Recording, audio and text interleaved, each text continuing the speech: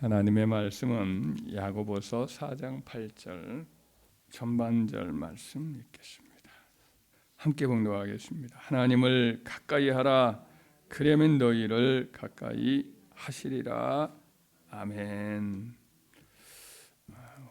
하나님께서 오늘 말씀에 가까이 하라라는 야고보 선생의 말씀을 여기서 기록하고 있습니다. 하나님을 가까이 하라. 그러면 하나님도 너를 가까이 하시리라.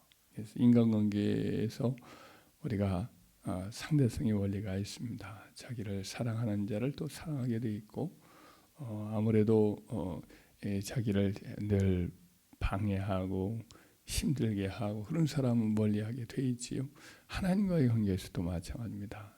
하나님을 어떻게 우리가 대하느냐에 따라 하나님께서도 우리를 함께 대하는 거죠. 나를 사랑하는 자가 나의 사랑을 입겠고, 이렇게 나를 간절히 찾는 자가 나를 만나리라, 이렇게 말씀하고 있습니다. 그래서 우리가 하나님을 늘 가까이 하기를 힘써야 하는 줄 믿습니다. 하나님이 어떤 사람을 가까이 하고 어떤 사람과 함께 하느냐, 성경 전체가 이제 그걸 또 가르쳐주는 말씀이기도 합니다. 근데 오늘 두 가지만 이렇게 생각한다면, 하나님은 겸손한 사람, 하나님은 마음을 깨뜨리고 하나님 앞에 늘 자기 연약함을 인정하고 하나님 은혜를 구하는 사람에게 함께 하시고 또 가까이 하십니다. 이사야서 57장 15절 말씀에 이르기를 지극히 존귀하며 영원히 거하며 거룩하다 이름하는 이가 이와 같이 말씀하시되, 내가 높고 거룩한 곳에 있으며 또한 통회하고 마음이 겸손한 자와 함께 있나니 이는 겸손한 자의 영을 소생시키며 통회하는 자의 마음을 소생시키려 함이라. 하나님이 지극히 높고 지극히 거룩하신 분이십니다. 그런데 그분은 또 가장 마음이 낮은 자에게 찾아와 주시고, 또 자기를 깨뜨리고 또 회개하고 통회에 잡아가는 자에게 찾아오신다. 그런 사람을 가까이 하신다라고 말씀을 합니다. 예수님의 비유 중에 비유 말씀이라고 하기도 하고 또 아닐 수도 있는 실제적인 사건일 수 있는 내용을 보면, 한 바리새인과 그리고 한 세리가 성전에 나와 기도하는 내용을 봅니다. 그때 예수님께서 이제 하신 말씀을 보면, 한 세리가 성전에 나와 얼굴도 들지 못하고 가슴을 치면서 하나님, 나는 죄인으로소이다 하고 그렇게 이제 가슴을 치고 기도하고 있습니다. 그런데 그 모습을 보았던 한 성전에 나왔던 그 한 바리새인이 그를 가리키면서 하나님께 얼굴을 들고 이렇게 기도를 하죠. 하나님, 나는 저 세리와 달리 일주일에 2번 금식하고 또 11조를 하나님께 드립니다 하고 자기의 의로움을 하나님 앞에서 또 그 주변에 있는 또 그 성전에 나와 있는 사람들 앞에서 자랑하듯이 이렇게 말하지요. 그런데 예수님은 그 두 사람 중에 누가 더 의롭다함을 받고 내려갔느냐, 바로 세리가, 바로 저 바리새인보다 더 의롭다함을 인정받고 내려갔다, 이렇게 이야기를 하고 있습니다. 하나님은 겸손한 자와 마음을 함께 하십니다. 자기를 높이는 자를 싫어하십니다. 의로운 것을 좋아하시지만 자기의 의를 내세우는 것은 싫어하시고, 도리어 자기 자신 속에 있는 죄를 깨닫는 것을 하나님이 기뻐하시고, 자기 마음을 곁들여서 하나님 앞에 긍휼을 구하는 자를 사랑하시고 가까이 하시는 거죠. 그래서 시편 51편 6절 이하에 이르기를, 16절 이하에 이르기를, 주께서는 제사를 기뻐하지 아니하시나니 그렇지 않으면 내가 드렸을 것이라. 주는 번제를 기뻐하지 아니하시나이다. 하나님께서 구하시는 제사는 상한 심령이라. 하나님이여, 주께서 상하고 통회하는 마음을 주께서 멸시치 아니하시리이다, 이렇게 말씀을 합니다. 우리가 그래서 하나님 앞에 한평생 가까이 하는 심령이 되려고 하면 항상 자기를 돌아보고 겸손한 마음을 갖기를 힘써야 할 줄 믿습니다. 높아진 마음, 다른 사람보다 자기를 더 똑똑하게 여기고 다른 사람을 깔보고 남만을 무시하고 또 다른 사람들의 조언을 늘 이렇게 물리치는 사람이 아니고 항상 다른 사람들의 조언을 나의 보약으로 삼고 지침으로 받아들이고 늘 자기 죄를 깨닫기 위해서 자기를 돌아보고 하나님의 긍휼과 자비를 구하는 사람, 이런 사람, 자기의 죄성을 늘 인식하고 그런 나를 하나님이 사랑하셔서 이렇게 자기 백성으로 삼아주시고 아들의 그 핏값으로 그 우리의 모든 죄를 사해 주신 그 은혜를 생각할 때 한없는 감격을 느끼는 그런 사람, 항상 이런 사람을 하나님은 사랑해 주시고 성령을 부어 주시고 또 가까이 하시고 쓰시는 은혜가 있는 줄 믿습니다. 겸손하고 또 항상 자기 자신을 돌아보면서 죄를 깨닫는 그런 은혜가 있어서 하나님 늘 함께 하시는, 가까이 하시는 사람이 되길 바랍니다. 또 하나님께서 함께 하시는 사람은 뭐냐? 진실하게 간구하는 사람에게 가까이 하신다.